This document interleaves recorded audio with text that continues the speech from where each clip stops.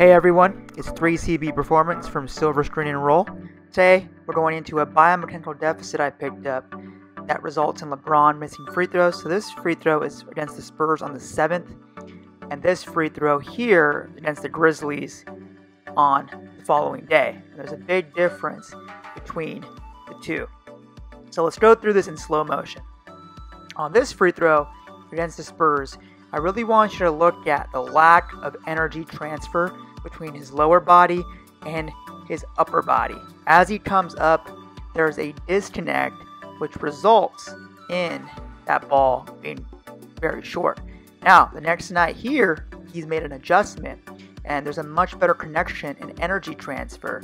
So that free throw is dead on, nothing but net. There's three indicators I'm really looking at with LeBron here. The first is his knee bend or knee flexion. Against the Grizzlies, he had much greater knee bend than in that free throw against the Spurs. Secondly, I'm looking at what I call lower to upper body connectivity, meaning how well is his lower body synced to his upper body. In the Grizzlies game, you can see he still has knee bend and the upper body is releasing in conjunction with the lower body. Now, the third indicator is if he's still up on his toes after the free throw or plantar flexion. This tells me that he still has some forward upward propulsion.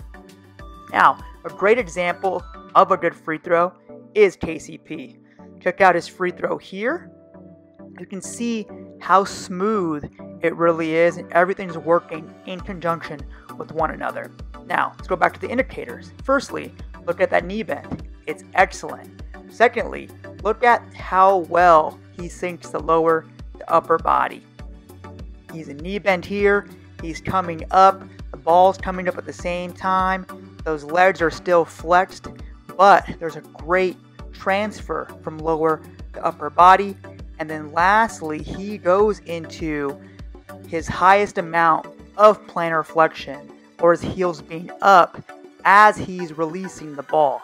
And so that's a great upward and outward transfer. Now, let's compare the two. Even on LeBron's better free throw, that connection isn't close to what KCP has. One more time, watch the fluidity differential here between the two. So, is there a fix for LeBron? There's no real silver bullet. LeBron knows and he's made adjustments throughout the year. For example, like I said, on the left-hand side, that was the day after the right-hand side. And LeBron earlier has talked about finding a rhythm on his free throws. And so as he's able to do that, he's going to get some more of that energy transfer resulting in the ball not being short. So all in all, the three things to look out for when LeBron's shooting. One is that knee bend or knee flexion. Secondly, when he's bringing the ball up, is his lower body connected to the upper body, especially looking at if his knees lock out before he starts to shoot. And thirdly, does he remain up on his heels as he's shooting the ball? Alright, so that does it for this video. I'll catch you next time.